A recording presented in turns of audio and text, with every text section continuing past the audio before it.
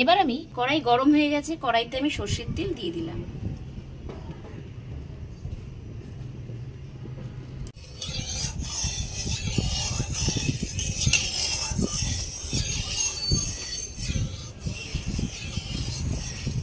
তেল গরম হলে কড়াইতে মাছ লেগে যায়, যাতে না যায় তার জন্য আমি সামান্য পরিমাণে একটু নুন দিয়ে দিচ্ছি।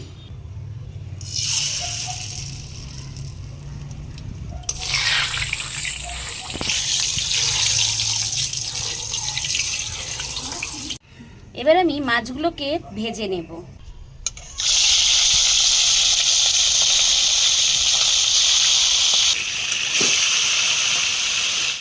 মাছটা ভাজা হতে হতে বন্ধুরা আমি মশলাটা একটু গুলে নেব।